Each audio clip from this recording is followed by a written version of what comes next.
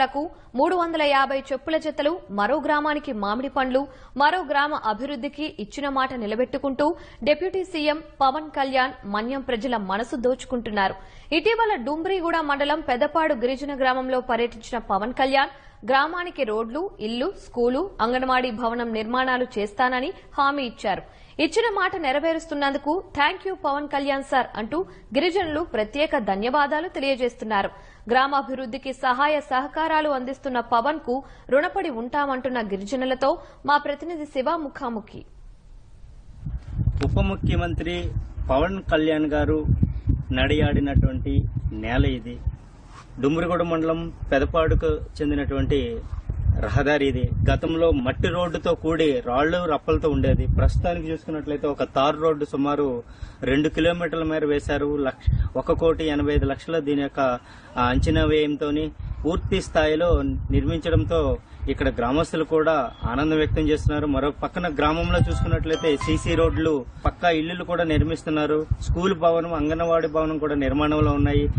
డుంబ్రిగూడ మండలం పెద్దపాడు గ్రామం విజిటింగ్ టైంలో రహదారి అనేది లేకుండా చాలా ఇబ్బందులు పడతా ఉంటే ఆ రోజు సార్ వచ్చి విజిటింగ్ చేశారు. ఆ విజిటింగ్ టైంలో నన్ను మా మాతృభాష అంటే మా మదర్ ట్యూన్తో మాట్లాడుకునేసన్నారు. ఆయన మదర్ ట్యూన్తో మాట్లాడి తను అర్థం చేసుకుని మా భాషను తీర్చిదిద్దిన ఏకైక వ్యక్తి ఎవరున్నారంటే డిప్యూటీ సీఎం గారు. ఫస్ట్ స్వార్థం లేని నాయకుడుగా మా గిరిజన ప్రాంతానికి చెయ్యాలి అనే ఆలోచన వచ్చిందంటే ఏకైక నాయకుడు ఆయన ఒకరే. చాలా మంది చూసాము, పెద్ద పెద్ద మినిస్టర్లు చూసాము, చాలా మంది ఎమ్మెల్యేలను చూసాం, కానీ వాళ్ళు కూడా అడుగేయలేని పరిస్థితి.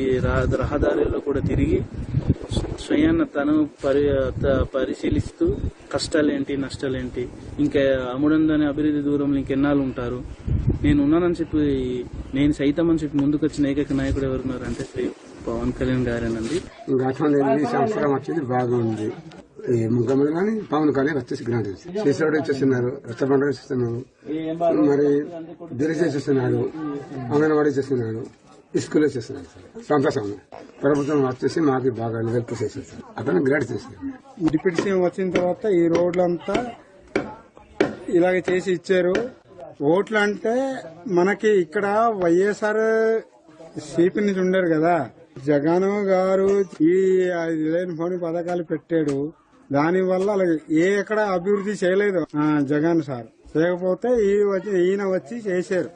కూటమి ప్రభుత్వం వచ్చి మనకి అంత మేలు చేసింది సార్. ఏంటంటే మనకి అభివృద్ధి కావాలి సార్. ఏటి ఇవ్వకపోయినా అభివృద్ధి మనకి చాలు. రోజుల్లో మనకి ఏ నిధులు కూడా వచ్చేవి కావు. మరి ఇప్పుడు కళ్యాణ్ గారు వచ్చి, పవన్ కళ్యాణ్ గారు వచ్చి అన్ని సాయం చేశారు.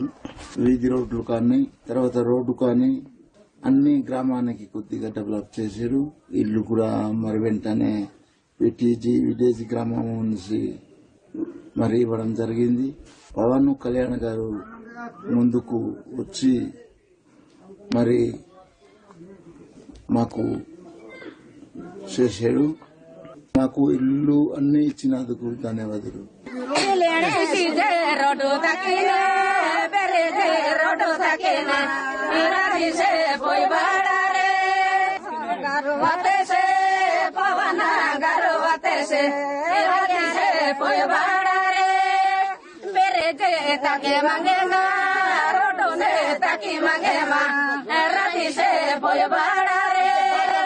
శ్రీ పవన్ కళ్యాణే మా గ్రామానికి వచ్చి ఇవన్నీ ఇవ్వడం మాకెంతో సంతోషదాయకమని గిరిజనులు ఆశాభావం వ్యక్తం చేస్తున్నారు.